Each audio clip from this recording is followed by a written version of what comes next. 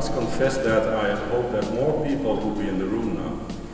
But having a look at the program, I see that we have to compete with the local hero, Maarten van Rossum. For those who don't know him, he's a well-known Dutchman, BN'er, and he always draws a large audience. So maybe he should have been in this room and we in the other.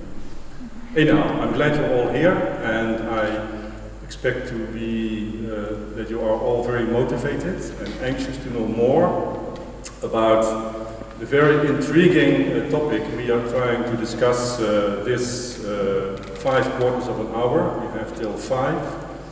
And the main question is, are we witnessing a failed revolution after Mubarak's removal 3 years ago? That is the main question which we will try to answer. And I think the task at hand for this panel is very, very difficult, but challenging at the same time. And I will say a few words why I think it's difficult and why I think it is challenging at the same time. How can you judge a process that has recently started? Just 3 years ago. We are now entering the 4th year, as we all know.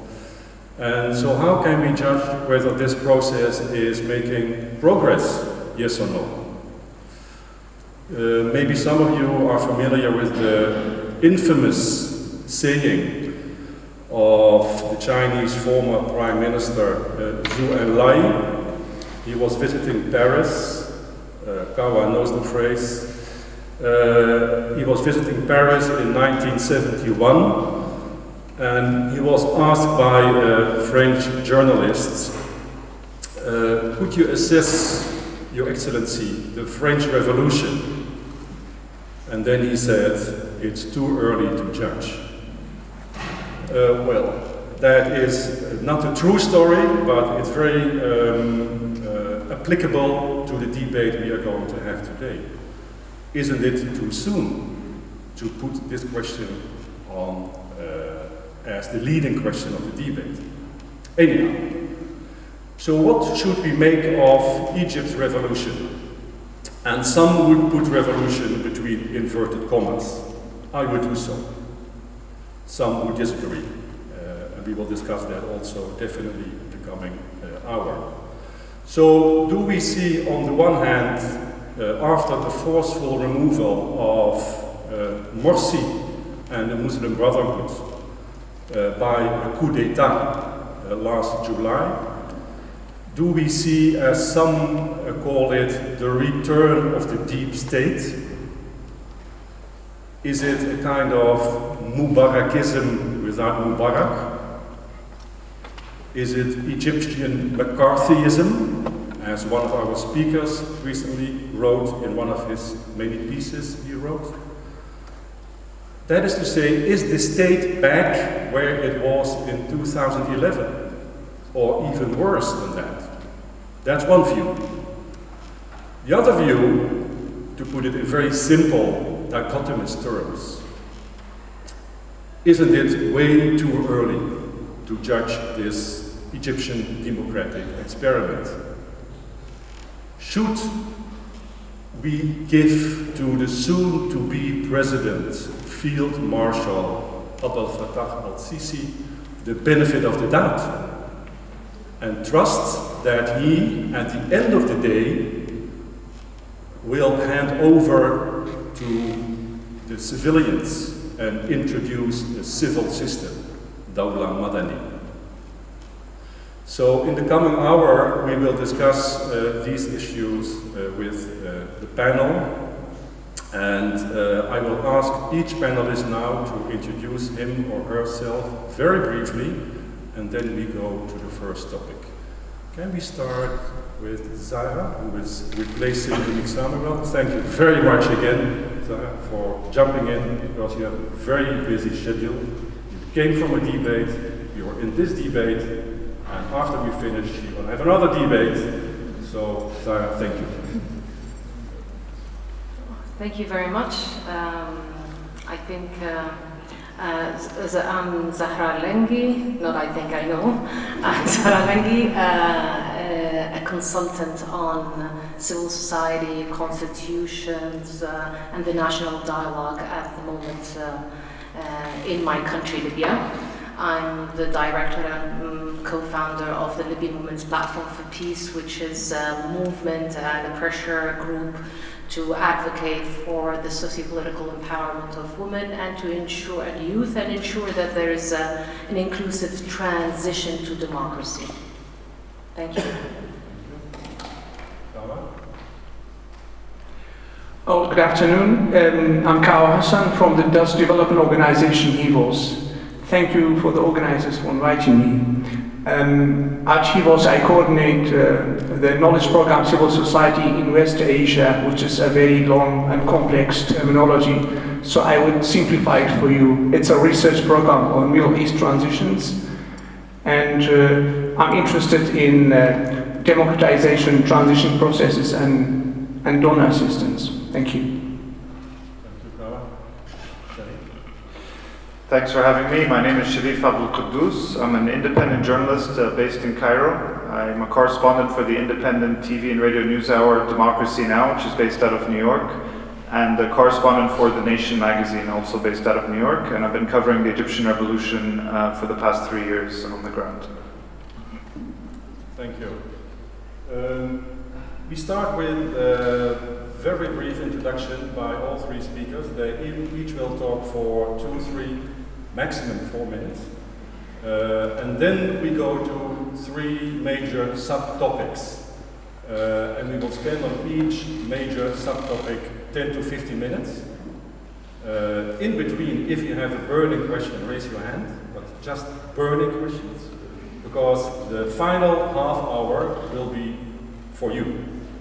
And then we will hand over the microphone to the floor and see what you would like to know more or debate with the panelists. So the first question is, each has to pitch now his view or her view. The main question of this session is Egypt witnessing a failed revolution. And let us start with Sharif. Okay. Setting aside the fact that I think this is a very simplistic question, and to look at it in terms of black and white, has it failed or succeeded, is problematic in and of itself. But there's no question what's happening right now is a dark period in Egypt's political and social transformation. The security state is re-empowered and seeking revenge for the defeat that it took 3 years ago. The Muslim Brotherhood has come under very heavy assault under the narrative of a war on terror, with most of its leadership either in prison or exiled, and many of its rank and file killed or imprisoned also. Many of the revolutionaries who sustained and launched the revolution are in prison or are under attack, being targeted with cases. And the most frightening part of what's happening is that much of the general public now that revolted 3 years ago is welcoming this repression, seeking some kind of security and stability after these 3 years of turmoil. So today the spirit of the January 25 revolution is really more of an idea than a political reality. But to say that the revolution failed, I think, is premature. Failure implies the end of a process, and I think it would be wrong to say that Egypt has arrived at a determined outcome that has been final. The regime actually, I believe, is much less formidable than it was 3 years ago. Power flows through the army and the intelligence services, but the regime itself is a set of balkanized institutions that each have their own fiefdom and their own power and interests. So you have the army, you have the judiciary, you have the interior ministry. And the regime is much more violent now, and but this is really a sign of desperation and a sign of weakness. It needs this violent, active repression because it doesn't have a robust regime, and it's trying to build one now. The army is trying to build a regime. But I think in doing so, it will certainly plant the seeds for resistance against it in the future. And I think we also have to dispel some narratives that have been promulgated in the press about notions of democracy that many of us have, that the struggles that are ongoing in Egypt now, that call for distributive justice, that call for demands for economic and social rights, that call for institutional reform, go way beyond what liberal democracy can offer. And these are revolutionary demands. So I think a big lesson we have learned from the last 3 years is that democratic outcomes are not necessarily revolutionary, and revolutionary outcomes are not necessarily democratic. But to sum up, Egypt is going through a massive social and political transformation. In the arc of history, 3 years is far too early to tell. And if we have to give a simple yes or no, I would say no, the revolution has not failed because it's still ongoing. Thank you very much. Very clearly spoken. Kawa? Well, I have also to start with the same, issue which Shaif started with. That it's too early to judge that it's failed. It's too simplistic, and for a couple of reasons, and I agree with him. But I will elaborate more on some of the issues. First of all, revolution by its very nature is an unfinished project. It's, to use a terminology which is very dear to those who work in development sector, is work in progress, as we say. And it's a permanent work in progress. What we are witnessing right now is not a revolutionary failure, but I would call it a revolutionary downturn, setback, which is different from failure. And setbacks is part and parcel of transitions.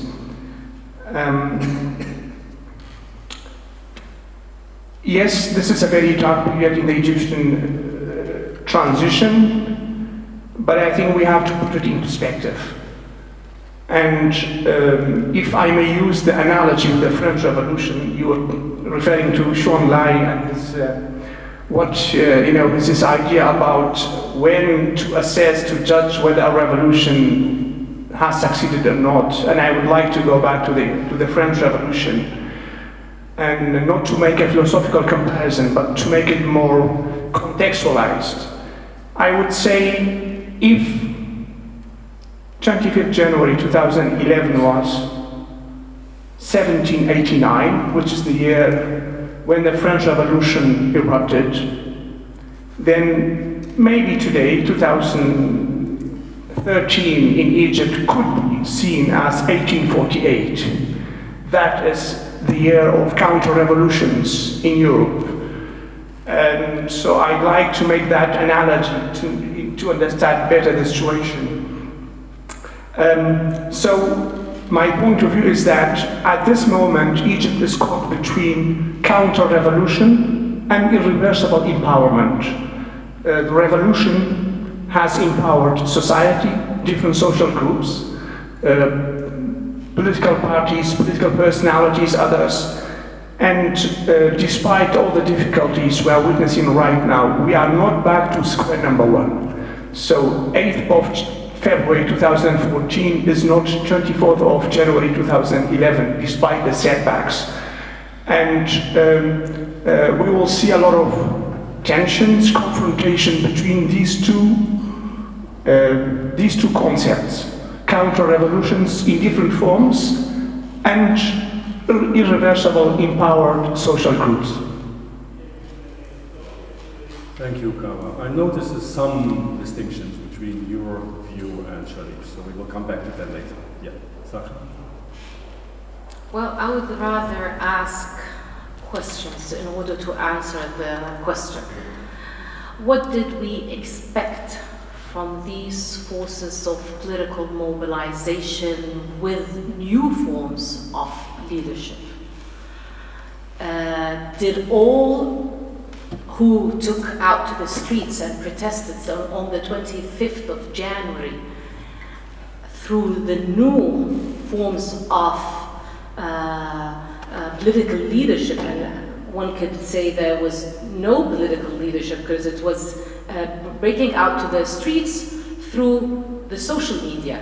And so is it a typical case where you have mass mobilization with political leadership, as in the case of Gandhi or Martin Luther King, or maybe this is a new kind of political mobilization in a new age, the global age. So what was expected was not agreed upon. Yes, we called for the fall of regime, but I don't know if all we agreed with, we had the same understanding, because in Arabic, the fall of regime, الشعب يريد إسقاط النظام. النظام in Arabic is regime and is order. The other thing, we call for حرية, كرامة, عيش, عدالة اجتماعية, dignity, freedom, social justice. However, after the revolution, so the second question is, if there is a failure for the revolution, when did it fail? On the 30th of June, or early on in the so-called democratic transition with the elections? So my last question is the blueprint of democratic transition to go to elections, to have free media, to have a multi-party system, and to have to draft a constitution? Was this a recipe for and I would not say post-conflict, because it's kind of different. This is post-revolution. And as my colleagues were saying, revolution, it seems that there are new understanding of what revolution is. So is this recipe that the international community has for the democratic transition in post-conflict or post-revolution countries is a recipe for inclusive democracy, democratization, whatever that means, or is it a recipe for divisiveness and polarization? So actually what happened early on was the rise of partisan politics and the failure of the ideals, freedom, social justice, and dignity for all by the first regime, by Morsi's regime. So this remains to be questioned. And in order to answer what failed and what might now help, we need to answer what went wrong from the early on, after the revolution. Thank you. Did I hear it correctly that none of you argue that we are not back to square one? Kawa said so literally, so his view is crystal clear. Shadi? Yeah, I would agree. I mean, I alluded to the same thing when I said the regime is much weaker, I believe, than it was, than the Mubarak regime is now. And also when you talk about square one, the revolution, regardless of where it's at, was a transformative moment for so many people. And it as Kawa was explaining, it empowered people to, especially at a much more local level, to understand the power of democracy in its most literal sense, which is in your community, seeking change, developing local groups to actually make a difference. So in that sense, I would say it's very far from where it was 3 years ago. What you all do agree upon is, I think, if I heard correctly, is that there are some setbacks.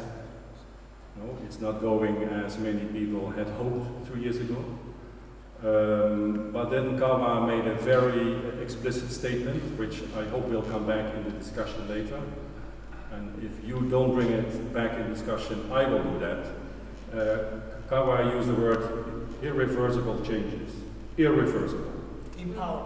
Empowerment, yes. And I think this is a debate we have been having since a long time, and it's ongoing. What I would like to see come out of this discussion, so when we finish, we should have some kind of answer or a clue, as Zahra said, when did it go wrong?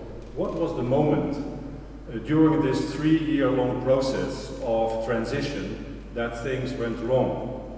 And can it be corrected? And if so, how should it be corrected? And we will discuss that when we discuss the new constitution, which was adopted by referendum a few weeks ago in Egypt. There's one more remark I would like to make, and that is on the word transition. The word transition has been used a lot in political science, in particular when it comes to revolutionary changes. And the word transition is often being used in a normative sense, that we go from A to B, we make a transition from A to B, and B will always be better than A was. So the outcome is always more positive. Well, that's very questionable, I would say. If you look at history, that did not always happen. So I'm very much in favor of saying transition to somewhere, but we don't know where it is going. This again is a topic which will come back later. Now, as I said, we have three subtopics, and the first one will be very brief. For those of you who are not very familiar with Egypt's population, the young, the old, and all these basic facts, but these basic facts are really crucial to have in the back of your mind to understand what comes later. And later we will talk about this topic, the role of the army, the role of the Muslim Brotherhood, the role of the revolutionaries, and the many splits within the revolutionaries. And then finally we will speak, as I already alluded to, on what the Constitution does mean. And then we have hopefully half an hour for discussion.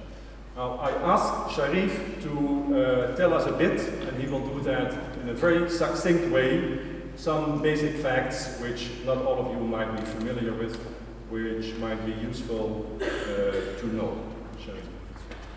Okay, I'll do the best I can. But, so Egypt is by far the largest country in the Middle East in terms of population, has a population of about 80 million people.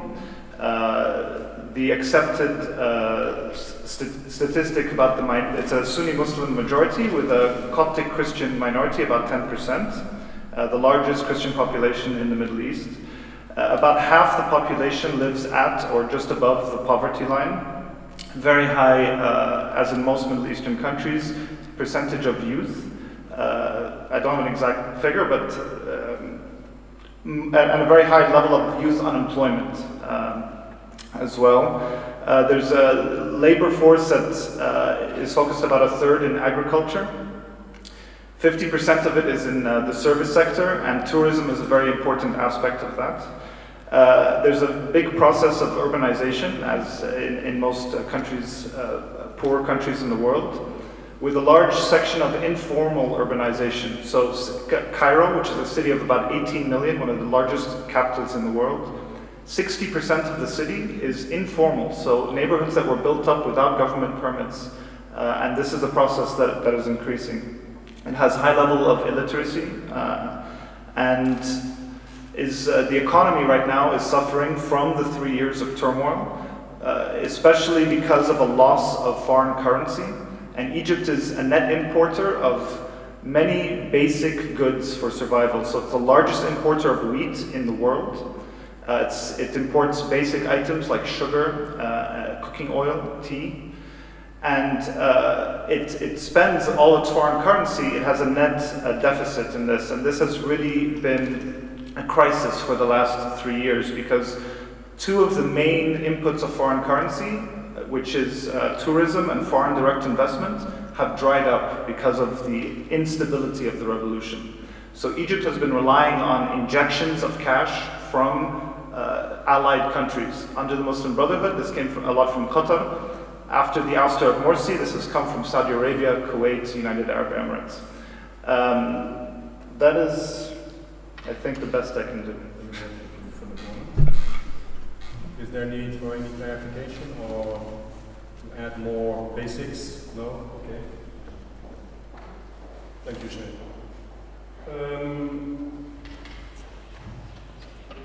I will ask now each of the panelists to react on two questions I prepared, and Kawa will start by doing his best to reflect on this. The first question, when we look at the main political actors, the army and the Muslim Brotherhood. First, who exactly these days is considering the army as the savior and the leader of the nation? And could you say a few words on how long will this support last? And then on the Muslim Brotherhood, we know that they made many mistakes when they were in power. But how does the future look like? And the future started last July, so to speak. Are they just waiting? Is the Muslim Brotherhood just waiting for the army to fail? Because the army, most likely, cannot deliver what is so much needed for. Mainly jobs for those who are unemployed. Mainly the youth who is looking for a job. So the army, most likely, cannot deliver. So is the Muslim Brotherhood just waiting to make a comeback? Or is it being marginalized for good? Come on. Yes. Thank you, Paul. Well, first of all, I think it's as some of you might know, these two main political actors, the military and the Muslim Brotherhood, are called the two M's of the Egyptian politics, and they have been quite dominating the political history of the last at least 50 to 60 years. And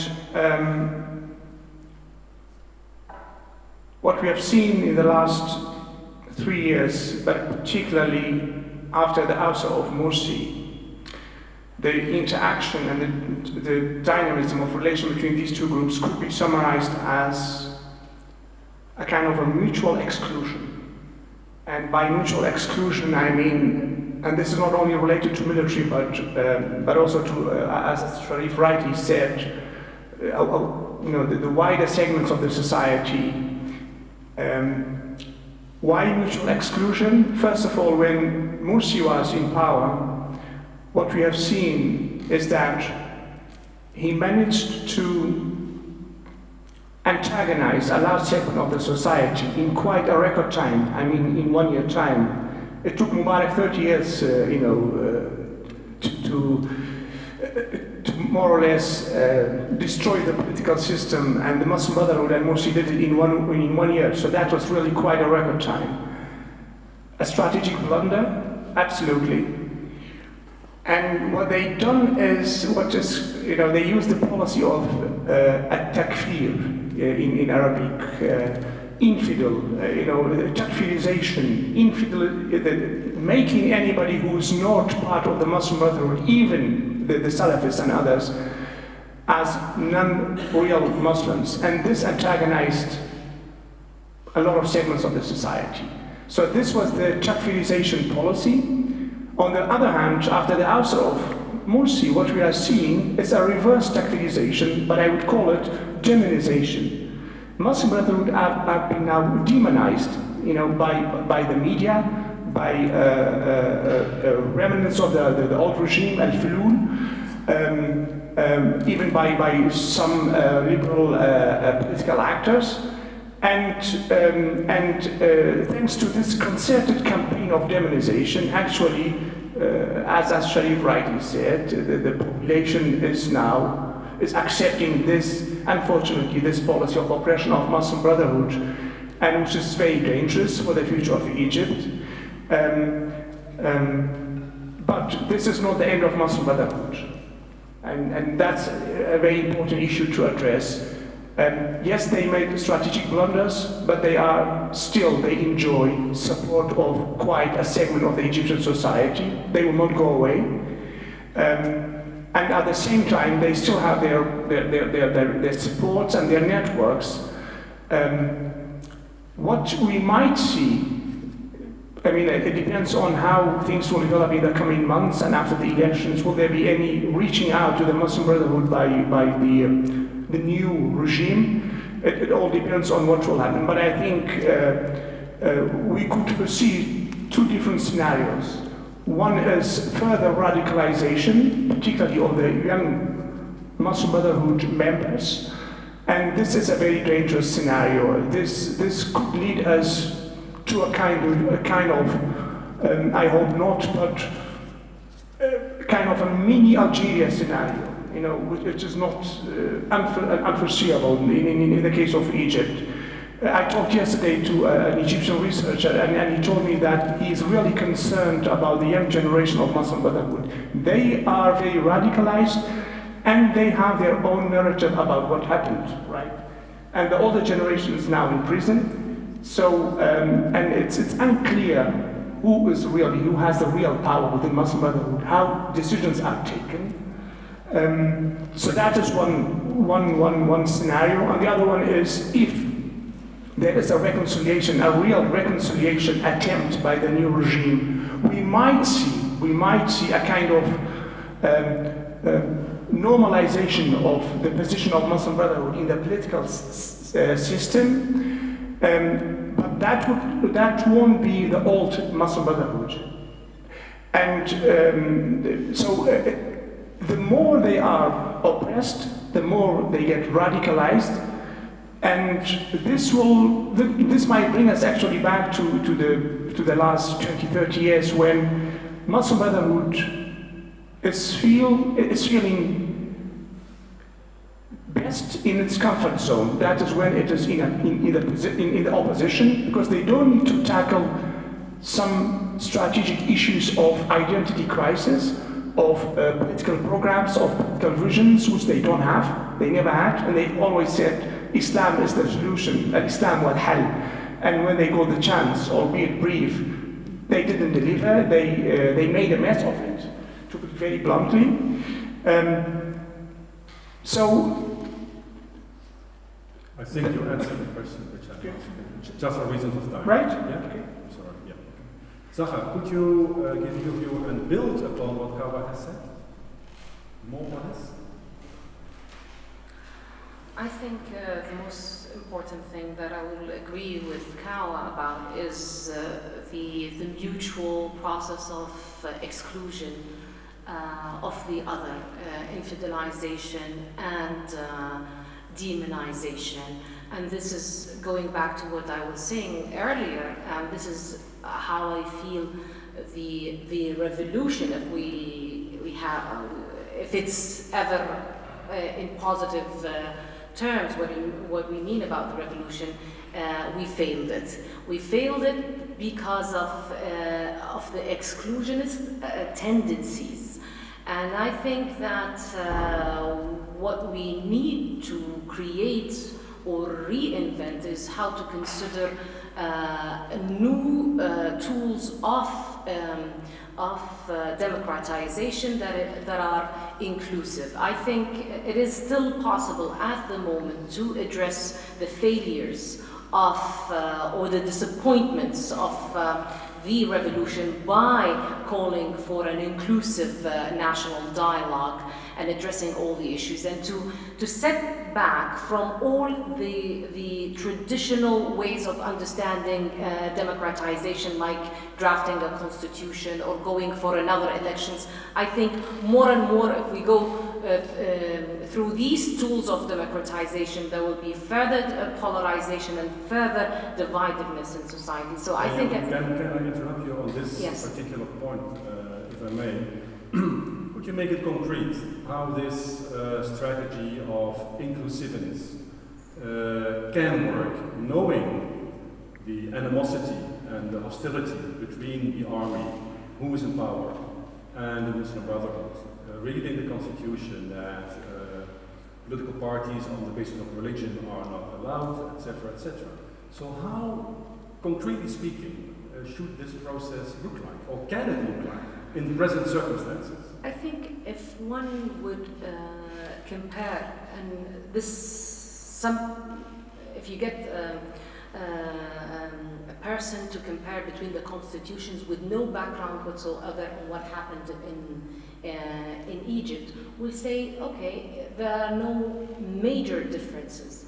I think the animosity has to do with the propaganda each group is instilling against the other. It has nothing to do with real principles. I don't think we had in the first, and you can correct me, in the earlier constitution of during the Muslim Brotherhood that there will be anything about the Sharia more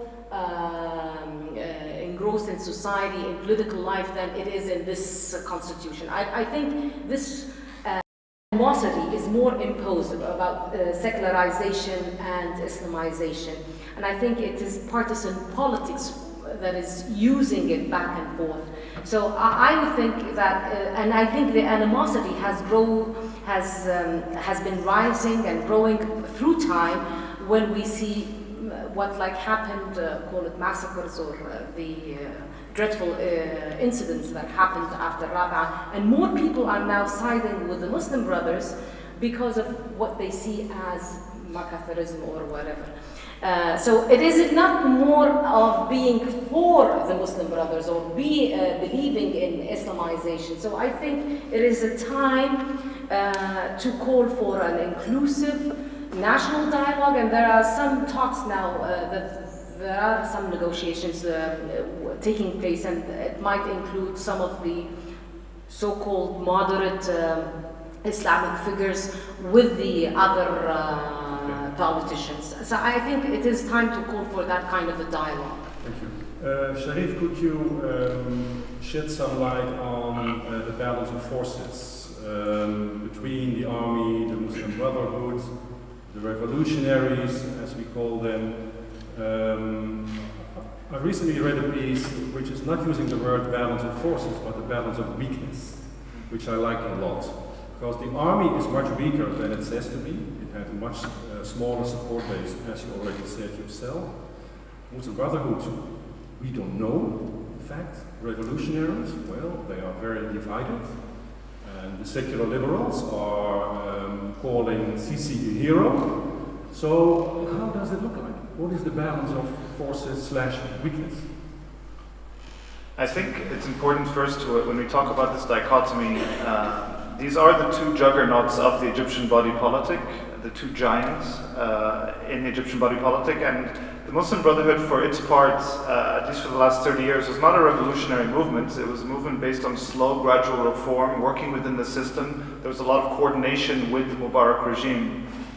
Both of these institutions, the military and the Muslim Brotherhood, are defined by hierarchy, patriarchy, secrecy, and a sense of their own superiority. And a lot of these binaries that are imposed on Egyptians, I think, is what the revolution was trying to break apart. So for many years, Mubarak was trying to say, it's either me or the Islamists. Once the Muslim Brotherhood came into power, they only saw the old regime in their opposition. It's either us or the fulul, the remnants. So they reversed the equation. And the revolution was about breaking apart these kinds of binaries that are imposed from above. And we have to also remember that the Muslim Brotherhood and the army formed a coalition of convenience for much of 2011 to hold revolutionary aspirations and mass mobilizations in check, because they were dangerous to both of these institutions. But of course now we see this big split between them. Your question as to how long the army support is going to last, it's very hard to tell. The army, I think, for many Egyptians, is the only institution that resembles anything of a state. It's the only stable institution that people see. It wasn't involved in direct repression of people for the last 25 years or 30 years, the police were. So there's something called Haybat al-Dawla, the prestige of the state, that is echoed throughout the media and the state and private media. And so the army enjoys this kind of support. But we saw these cracks beginning to happen in the most revolutionary year we had so far, 2011, where people started to poke at the actual elephant in the room, which is to see the army as a bunch of ruling generals that enjoy political and economic privilege as a state within a state. They started to question these economic privileges that they have. You started seeing it in the press. But the army took a very damaging hit in 2011 for its persona, for its prestige. It was involved in the direct killing of protesters. Images were being broadcast on television of them attacking, beating women. This has been reversed because I think the army, everyone says, oh, the army has learned its lesson this time, they're not going to oppress us, whatever. The army did learn a lesson, but it learned how to co-opt and piggyback on mass mobilization in Egypt. So there was a genuine wave against the Morsi government, a genuine wave of opposition to the Muslim Brotherhood. It wasn't only based on identity issues, it wasn't only based on religious issues. The Muslim Brotherhood wanted a brutal security sector. We saw Mohammed Morsi appoint the current interior minister, the head of the police, and as soon as he was appointed, there was a wave of repression against protesters protesting the Morsi government. 800 people were arrested in the span of 8 weeks, over a third of them children. People were tortured to death. 60 people were killed in Port Said.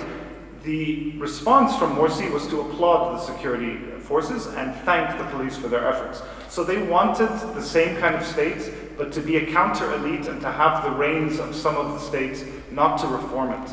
And they pursued the same neoliberal economic policies that have widened the gap between rich and poor in Egypt.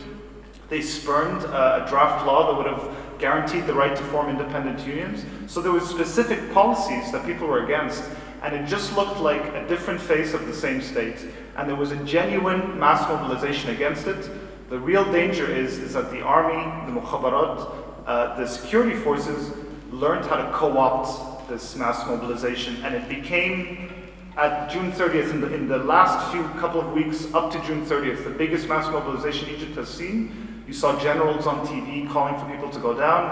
On June 30th, you saw police and army being carried in the streets, and they learned how to become, and then Sisi called for a mandate on July 26th. He said, give me a mandate to go down and confront terrorism and violence. And people did go down.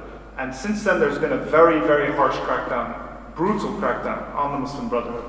So I think this is one of the most dangerous aspects. But as you alluded to, just very quickly, the only thing this regime offers, and this regime, power is flowing through the army, the only thing it offers to people, its raison d'etre, its reason for being, is to banish the Brotherhood.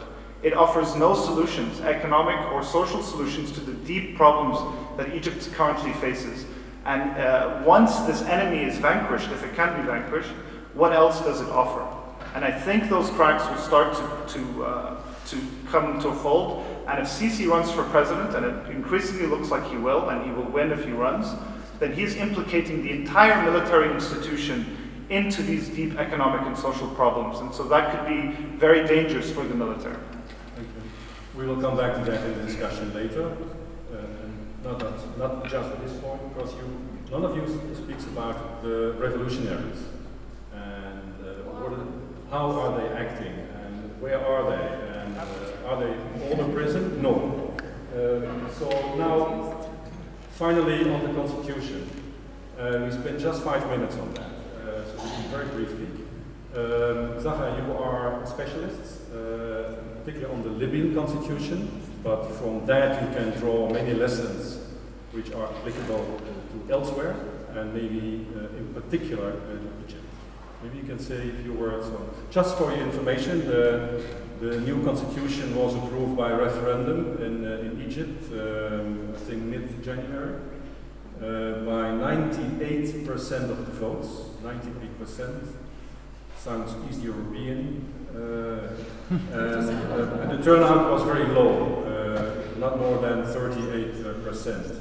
So how should we evaluate this constitution? Is it a step forward compared to the previous ones? What are the pros, what are the cons?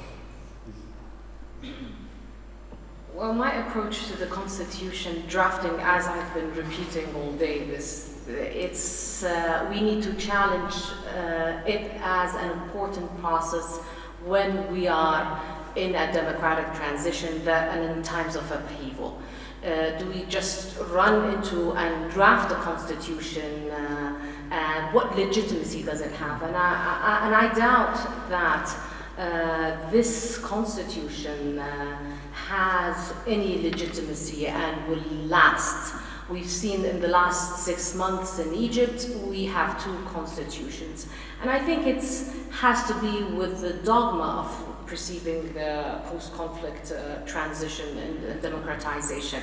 I don't think that people, now I've heard it from a lot of, many of the members of the international community are questioning its the legitimacy of the Egyptian constitution, as it only has the consent of 38% of the population. Well, this same international community that is questioning the Egyptian constitution legitimacy is pushing for drafting the constitution in Libya with less than 15%. So you see, and this is why I say it's not a matter of what it's all politics. And it has nothing, and I doubt that people read the Constitution and know what it's all about small differences, but it's how you use it as a political tool. This is why I'm for that that the Egyptians should have, in the second phase, even in their second revolution or whatever you like to call it, after the 13th June, there should have been calling for a national dialogue and addressing all the issues, and they could have amended the constitution. They could have even amended Constitution of 71. The same thing is you go through a process of drafting the constitution, going for a referendum, elections of the constitutional committee, but in case of Egypt it was appointed, the 50, so it's the same politics, playing it against the other and excluding the other, and so you would not have legitimacy for this constitution. I'd rather think of it as a tool that is being played with, rather. At the moment, all in our societies after this upheavals, we'd like to see yes, establishing a social contract and building consensus through a more inclusive process. Kawa would react briefly, please. Yes. Well, my understanding, but please, Sharif, correct me if I'm wrong.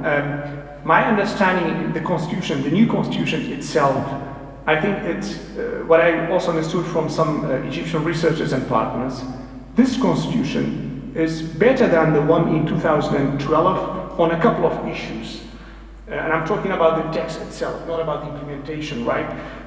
Education, health services, setting minimum wage, and even due to the pressure from the social groups, the text on military tribunal of civilians who are watered down in the last version. That's what I understood.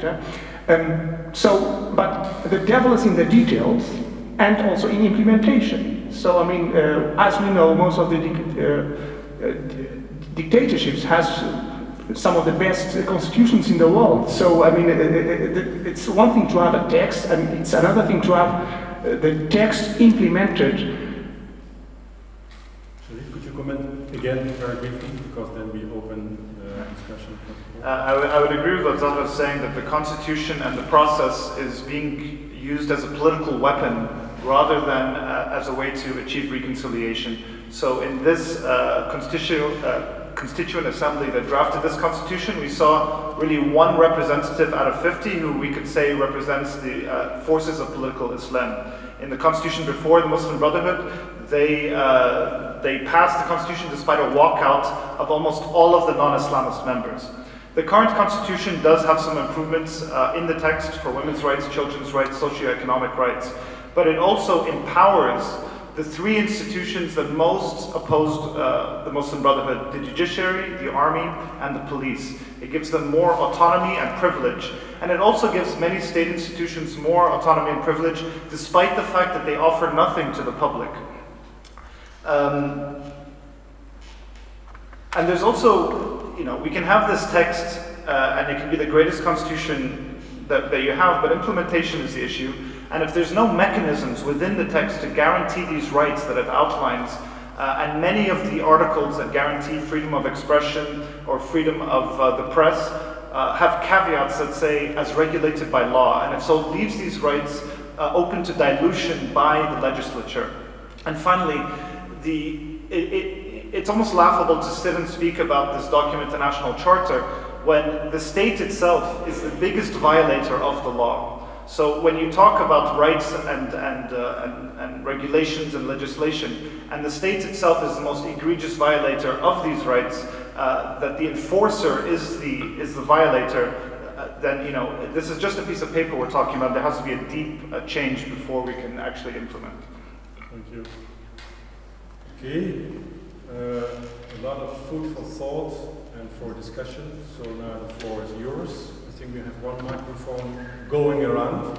We take a few questions at a time. Please state your name, and if you want to mention an affiliation, please do so, but it's not mandatory. Good afternoon, my name is Felipe Hussein, and I work for the Ministry of Social Affairs, which is not very relevant. Thank you, very interesting. I'd like to go back to the first question that was posed, like whether or not a revolution is a success or a failure. And I'm very much interested in the understanding of the revolution. It was kind of pointed out as a mechanism, more of a regime change or change of order. But in my opinion, a revolution also requires a change in mindset. And I've been to Egypt a lot, and I'm wondering, or I'd like to hear your opinion, if you think the revolution has had also an impact on the mindset of the Egyptian people as a whole, vis-a-vis, for instance, the values towards government, their ideas about the functions of institutions, and to what extent the revolution has impacted their paradigm, or if you think there is a chance for a paradigm shift. Who would you like to address this question? Not all. Not all. Please select one. That's difficult. That's difficult. I'll go for the Egyptian one. The Egyptian one. Take a few questions. Is there a second one? No? No? Yes, in the front, please. Just a second. No, sorry. We collect. Oh, two, okay. And then, so you should make notes. Hello, I'm Eric. I'm a medical student here in Utrecht. I was wondering, we still haven't heard a lot about the other political fractions, and I just wondered what happened to them, or is still a threat to either the Muslim Brotherhood or the army at the moment. I would like to direct my question at Kawa. I didn't get a question. Yes, are there any other political fractions besides the Muslim Brotherhood or the... You mean the other political groups? I mean the secular, the liberals, the... Yes. Okay. And the activists and all these who Yes. are also, some are in prison, some are not. And where are they? The lady on the third row. Hi, I'm Lisa. I actually have a very short question. What do you guys believe to be the most desirable scenario for the upcoming elections in 2014? And that is directed to Zacha, I guess. Okay. Yeah. It is. Thank you. Sharif, can you start with the mindset change? Yeah, I think this is a difficult question to speak about the mindset of millions of people, but as Zahra said, the main demands that we know from the chants of the revolution was the people demand the fall of the regime and bread freedom and social justice. It was a very horizontal movement. It was a leaderless movement. That was its strength and its weakness, I think. But many people wag their finger and say, "Oh, you young revolutionaries, you should have formed political parties and engaged in the process." But I think many people didn't go down and risk their lives in order to gain power and to gain authority. They went to change the relationship of authority between the state and its citizens. And that is what I think many people still hope for. However, the same grievances, there's a very fine line between revolution and what we can term, borderline fascism. In that the same things, grievances can give rise to both deep economic poverty, social injustice, police abuse. These things in 2011 gave rise to a very inspiring movement that reverberated around the world, that was unified, that had human rights at its core, that had social justice at its core, that was not entirely peaceful, but not incredibly violent. Those same grievances still exist and are being manipulated by the state to create a xenophobic and chauvinistic and nationalistic atmosphere. So you blame the other, you blame Syrian and Palestinian refugees, you blame the Muslim Brotherhood, you blame foreigners in America. The state is trying very hard to do that. It's being aided by very compliant state and private media. But I think that, and I hope, people ask me always, are you hopeful or optimistic? I say I'm hopeful because the revolution, I think, for many people was a transformative moment. When you talk to a lot of people, they may in the beginning you hear this dogma of, Sisi's our savior and the army's our savior and blah, blah, blah. But if you sit and talk to them more, there's a deep political understanding by many people of what the source of their problems are and what they want, and that they know that they can, that something needs to change and that the state needs to change, and that they can actually change it. And so I think and I hope that that mindset has been revolutionary in its formation, and it won't shift into this, where it is right now, I think just for a little period, of this chauvinism that is gripping the country. Okay, thank you. Can I make a bridge between this topic and the second question, Kawa? And I think Sharif already alluded to it when he was talking about the army, and Kawa was talking about the Muslim Brotherhood not having a real in-depth program. Islam is the solution, is the slogan, but where's the socio-economic program? How do you tackle these immense economic issues which Egypt is facing? Now, even if you have a change of mindset, which you were confirming, transformative, etc., etc., these people won't change. But do these people, after having changed their mind, do they have in mind what they exactly want and how they can realize what they want? You can have a wish, but you need then a program, you need institutions, you need structures to bring that into being. Now, neither the army nor the Muslim Brotherhood, and now we come to the second question, what about the others? April 6th is partly in prison, and the others are, I don't know where they are. Do they have a program? Well, they have really hard times, the revolutionary forces, those who started the revolution, I guess, and even maybe some of them are quite disappointed and maybe even depressed. Correct me if I'm wrong. I mean, when you have somebody like Ahmad Mine in jail, Khalid Sayyid, but also others. But, just to, first of all, a bit systematic to give an idea about who these groups are, so that we know whom we talk about.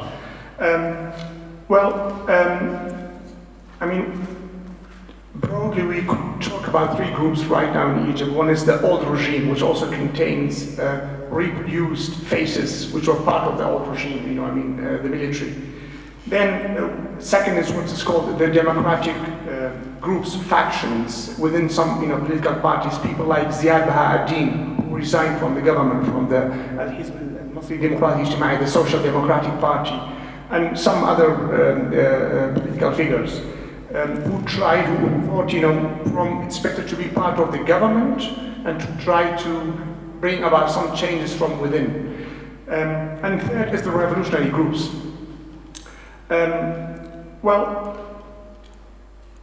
I think it's, from what I understood from some recent conversation with some Egyptian researchers, is that we also have right now, there is a campaign against human rights in Egypt by the regime, by the media, those who defend human rights, and civil society groups, those who get funding from donors, are being portrayed as agents of the West, as traitors, and this is, this has damaged also the reputation of some of these activists. That has been said. What is crucial is that about the secular liberal groups like Social Democrats, like the Liberal Party,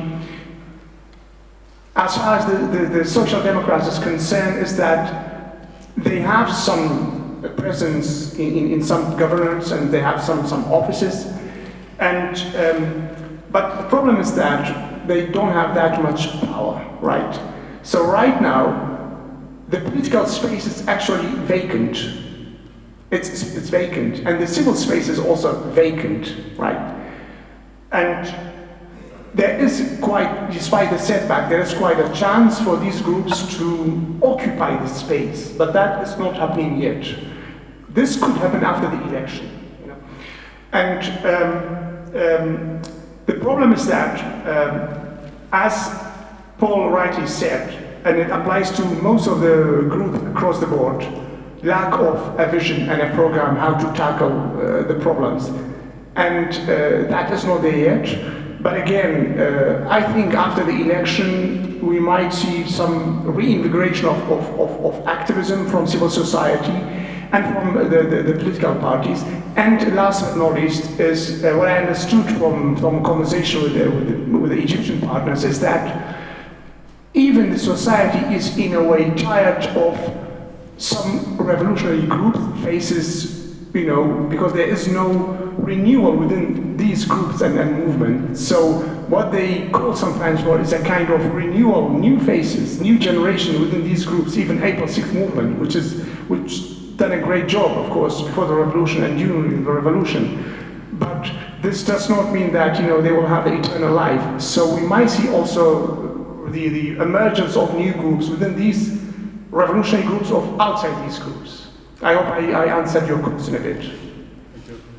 Zaha, on the elections, I think you will make, this is a perfect chance to make your point again. Yeah, exactly. Inclusiveness.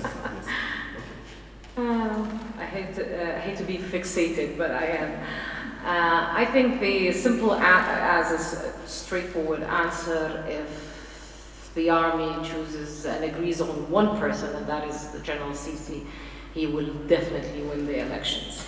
And I think that will be a fatal mistake. And again, so I would call for readdressing the roadmap and not calling for a more inclusive national dialogue and not to have any hopes whatsoever on the elections. Again, the results of the elections will be challenged, even if with the brutal cracks of the army or whatever. I don't think this is the end of it, that General Sisi will win the elections. So this is why from the beginning I would rather that the Egyptians think of the process and try to include the Islamists and to address the national dialogue. Let me then rephrase my earlier question. This is a hope, this is a wish, and we all hope this. I think we all hope this. But how do you bring this about? How can you materialize this wish into reality? Because we know that the division is very, very deep. Now, I know Yemen a little bit, and Yemen has a somehow successful national dialogue. But the position of the army in Yemen is way different from the situation in Egypt. The Yemeni army is divided and it's split up in different factions. In Egypt, so far, this doesn't happen. So it's still, although it's weak in a certain sense, it's still strong compared to the other actors. So how to bring about this process? I think if you address to have people in the middle who are not against the army, who are for the, and we do have people like that in Egypt, and I've been hearing those who are calling for national dialogue, who were against the Muslim Brotherhood policies, and who are for having strong state institutions, but also who are for, as you said in the beginning, Masr Madaniya, civil rule of Egypt. So I think it's a fatal mistake even for the army if they consider to run. I think even a discourse could be opposed to them that maybe it's better to have a strong army that will safeguard the democratic transition. So they need to be engaged in this kind of discourse to convince them you will have a role at the end of the day, like in Turkey. Okay, but not necessarily that General Sisi runs. I think that will be a fatal mistake, and I don't think it's a matter. I am hoping for a more inclusive national dialogue. However, I think that it's not hope, and I do believe that there are forces of transformation taking place. And as my colleague was saying, there's irreversible empowerment, and that is true. I think things will be challenged and we'll be seeing upheavals against whatever regime will come. So I don't advise the army to be at the head of that regime. Do you think they will hear your advice? Is there a connection with Cairo at this moment? No, yes, we have 5 minutes to go, 4 in the meantime. Are there any other questions? Yes, the lady.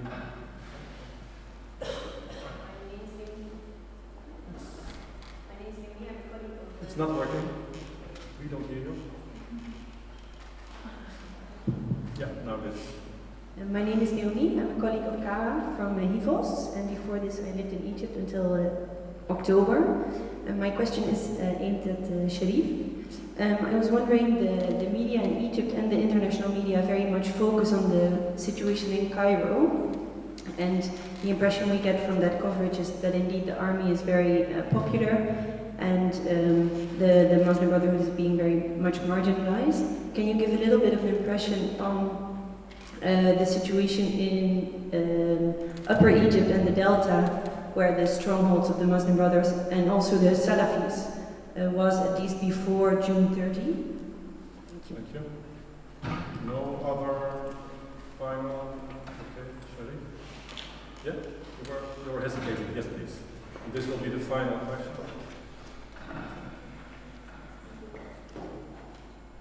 So my name is Rosetta. I'm a student of political science in Leiden, and my question is to Sharif. I was wondering if how it is to be a journalist right now in Egypt with colleagues of you in prisons from Al Jazeera, and if you feel free to report on every topic you want to report on. Well, to the first question, I think you're absolutely right. There is a very strong urban focus by all of the media, both local and foreign, focusing on Cairo and Alexandria.